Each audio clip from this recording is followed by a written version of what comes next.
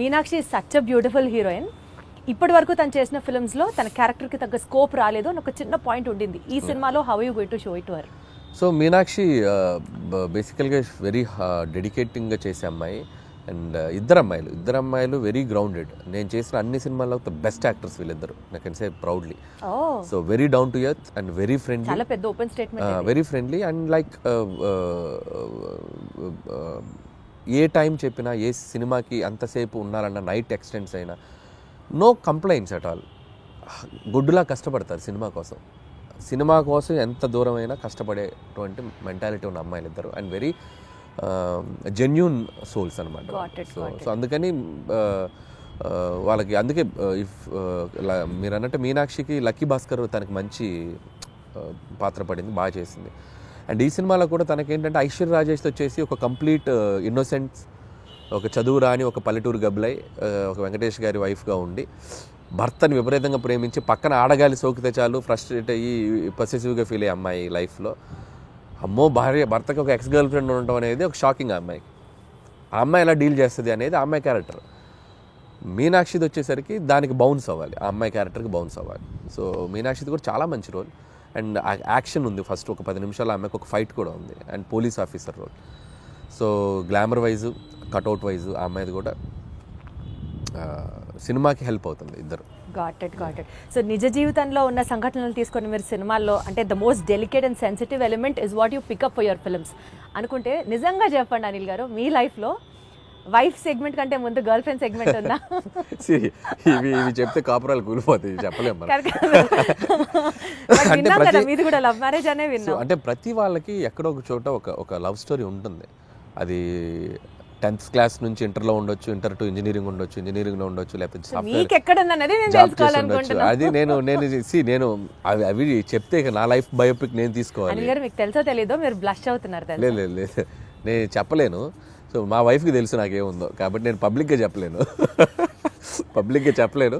And ప్రతి ఒక్కరికి ఉంటుంది. అందుకే నేను తీసుకున్న ఎలిమెంట్ F2 కానీ, అండ్ F2 కూడా ఇట్స్ లైక్ వైఫ్ హస్బెండ్ మధ్య ఉండే క్యూట్ రిలేషన్షిప్లో ఉండే చిన్న చిన్న fun things, problematic things discuss చేయడం వల్ల that become a very very big hit. ఇప్పుడు కూడా ఏంటంటే ప్రతి మనిషి, ప్రతి ఒక మగాళ్ళ లైఫ్ అవ్వచ్చు, అమ్మాయిలకు కానీ ఎక్కడో చోట ఒక పాస్ట్ ఉంటుంది. సో ఆ పాస్ట్ని మనం బ్యూటిఫుల్గా డ్రైవ్ చేస్తే ఎలా ఉంటుంది, సో దానివల్ల ఉండే ప్రాబ్లమ్స్ని ఎలా మనం చెప్తే ఎలా ఉంటుంది అనేది. మీ నిజ జీవితాన్ని రెప్లికేట్ లేదు, నా నిజ జీవితం కాదు, ఇది అందరికీ మంది కనెక్ట్ అయ్యే ఎలిమెంట్. సో నాది ఉండేది తక్కువ ఉండొచ్చు, ఇంకోటికి ఎక్కువ ఉండొచ్చు. అంటే మీకంటూ ఉంది, ఎవరికైనా ఉంటుంది అండి. నాకు అంత పెద్ద లవ్ స్టోరీ లేదు, అది నా వైఫ్కి తెలుసు కాబట్టి ఇబ్బంది లేదు. నాకు పెద్ద లవ్ స్టోరీ లేదు, అస్సలు లేదు. నాకు లవ్ స్టోరీ ఉంటే ఇప్పటికి నేను 10 లవ్ స్టోరీలు తీయాలి. మీరు గమనించండి, ప్రతి వాడి జీవితం వాడు తీసే సినిమాలో రిఫ్లెక్ట్ అవుద్ది. ఏ డైరెక్టర్కైనా తన పర్సనల్ లైఫ్లో జరిగిన ఇన్సిడెంట్స్ ఎక్కువగా రిఫ్లెక్ట్ అవుతాయి. నాకు మ్యారేజ్కి ఎక్కువ రిఫ్లెక్ట్ అవుతాయి. మీరు గమనించారో లేదు, నేను తీసే సినిమాలో మ్యారేజ్ ఫేజ్ ఎక్కువ ఉంటుంది, హస్బెండ్ వైఫ్ ఫేజ్ ఎక్కువ ఉంటుంది. కాబట్టి అది మెజారిటీ పార్ట్ ఉంది. నాకు లవ్ స్టోరీ ఉంటే ఈ పార్ట్ నేను అద్భుతమైన లవ్ స్టోరీ తీయాలి. నేను మీకు అర్థమైందా?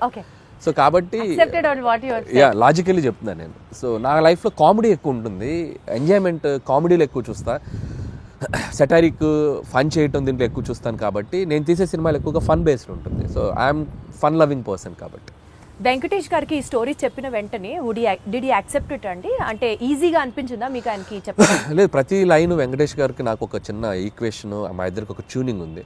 సో అనిల్ బాగా తీయగలనే నమ్మకం వెంకటేష్ గారికి ఉంది. వెంకటేష్ గారు నన్ను బిలీవ్ చేస్తారో, ఆయనకి ఎలాగైనా ఒక పెద్ద హిట్ ఇవ్వాలనే ఒక కాన్ఫిడెన్స్ నాకు ఉంటుంది. బట్ ఈ ఆల్వేస్ లైక్ ఎంత ఫ్రెండ్లీగా ఉంటాడో అంతే గైడెన్స్ ఉంటుంది ఆయన నుంచి. సో ఎక్కడ కూడా స్క్రిప్ట్ ఎటువైపు వెళ్తున్నా కూడా అనిల్ అది చూసుకోమ్మా ఇది చేయి అది చేయి అని చెప్పి గైడెన్స్ బాగా చేస్తారు ఆయన. అలా అని వచ్చి నన్ను ఇన్సిస్ట్ చేయరు, ఇది పెట్టు అని ఇన్సిస్ట్ చేయరు. ఆ గైడెన్స్ ఎప్పుడు సీనియర్ యాక్టర్స్ బాలయ్యబాబు గారని, వెంకటేష్ గారు కానీ, సో వాళ్ళ గైడెన్స్ అనేది ఇన్ని సినిమాలు చేశారు కాబట్టి వాళ్ళు చూడని స్క్రిప్ట్స్ కాదు, వాళ్ళు చూడని బ్లాక్ బస్టర్స్ కాదు.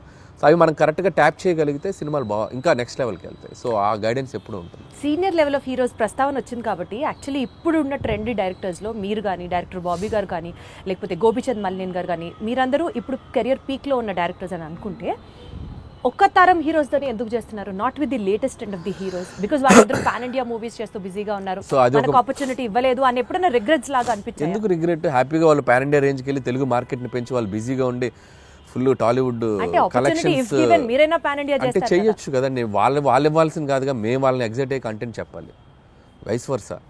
స్టార్స్ వచ్చి మాకు ఇచ్చేది ఏంటి ఆపర్చునిటీ, మేము వెళ్ళి వాళ్ళని ఎగ్జైట్ చేయాలి. అదే అలా పోనీ జరగాలంటే మేము వెళ్ళి ఎఫర్ట్స్ పెట్టి ఒక కథ, ఇప్పుడు స్కేల్ పెరిగింది, స్పాన్ పెరిగింది. సో అంత స్పాన్ స్కేల్ మేము వెళ్ళి కథలు రాయాలి. నేను ఆ కథ రాసి వెళ్తే అద్భుతం. ఇప్పుడు ఎన్టీఆర్ గారు నాకు బాగా తెలుసు. టు బీ హానెస్ట్, తారక్ గారితో నేను ఒక 2-3 సినిమాలు చేయాలని దగ్గర దాకా వెళ్ళి మెటీరియలైజ్ అవ్వలేదు. సో నేనంటే ఇష్టం ఆయనకు బాగా. వాళ్ళని ఎగ్జైట్ చేయాలి మేము వెళ్ళి. సో ఆ ఎగ్జైట్ చేసే కథలు దొరికినప్పుడు ఆబ్వియస్గా చేస్తారు. మహేష్ గారితో చేశాను నేను. సర్లే, నీకు ఒక బిగ్గెస్ట్ హిట్ కదా మహేష్ గారితో. బట్ ఇప్పుడు మళ్ళీ అలాంటి కథలు చేయలేము మహేష్ గారితో. వాళ్ళు ఏంటంటే ఇప్పుడు వాళ్ళు నెక్స్ట్ లెవెల్కి వెళ్ళిపోతున్నారు. సో మార్కెట్ పెరిగినప్పుడు, సో మల్టీ లాంగ్వేజ్, అన్ని లాంగ్వేజ్లకి సరిపడా నేషన్ వైడ్ తీయాలంటే దానికి తగ్గ కంటెంట్, దానికి తగ్గ స్కేల్, దానికి తగ్గ వరల్డ్ క్రియేట్ చేయాలి. సో అనుకుంటే చేయొచ్చు. But as of now we are comfortable this అని నేను అనుకుంటున్నాను. నేను ఈ ఫేజ్లో నాకు ఇది చాలా బాగుంది. ఖచ్చితంగా ఒక 3-4 ఏళ్ళ తర్వాత, 2-3 ఏళ్ళ తర్వాత ఖచ్చితంగా ఎప్పటికప్పుడు ప్లాన్ ఉంది, చేయాలిగా. అందరు హీరోలతో చేయాలిగా, ఖచ్చితంగా చేయాలి. చేస్తాం, డెఫినెట్గా చేస్తాం. మనకు అద్భుతమైన హీరోలు ఉన్నారు మార్కెట్లో. మీకున్న కామెడీ సెన్స్ ఆఫ్ టైమింగ్ కి, చిరంజీవి గారికి ఉన్న కామెడీ సెన్స్ ఆఫ్ టైమింగ్ కి మీరిద్దరూ కలిసి ఒక ప్రాజెక్ట్ చేస్తే it would be in still more next level అని అనిపిస్తున్న నేపథ్యంలో అసలు దాని గురించి ఎప్పుడైనా ట్రై చేశారా, ఆలోచన చేశారా? ఒక 2-3 సార్లు అనుకున్నాము. సో బిఫోర్ సంక్రాంతికి వస్తున్నాం కూడా మెటీరియలైజ్ అయ్యేదాకా వెళ్ళి మెటీరియలైజ్ అవ్వలేదు డ్యూ టు కొన్ని ప్రాక్టికల్ ప్రాబ్లమ్స్ వల్ల. హోప్ సో కమింగ్ సూన్ అలాంటి ఒక ఎగ్జైట్మెంట్ థింగ్ జరిగే అవకాశం ఉంది. సో అది టూ ఎర్లీ టు టెల్.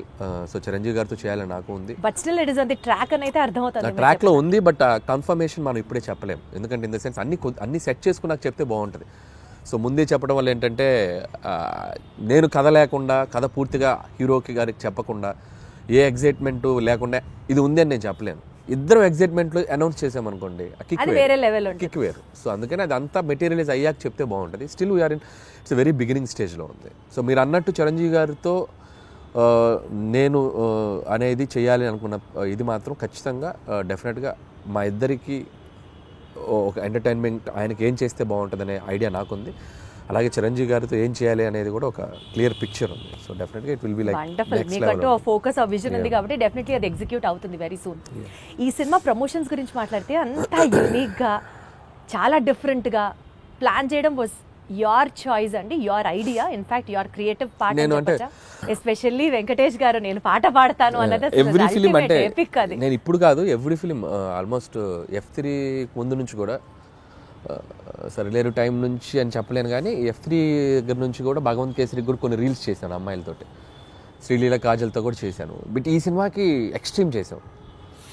అంటే ఈ సినిమాకి క్రియేటివ్ పార్ట్ అంతా మీదేనా ఐడియా? లేదు, టీం ఉంది. I have a team. So digital team ఉన్నారు, వంశీ శేఖర్ అండ్ మనోజ్ టీం ఉన్నారు. బట్ నేను ఎక్కువ పార్టిసిపేట్ చేస్తాను. వాళ్ళు చేసిన దాంట్లో అవి ఇన్స్టెంట్గా నేను క్రియేట్ చేసుకున్నాను. వెంకీ గారు నేను అనుకున్న చేసినవి కొన్ని ఐడియాస్.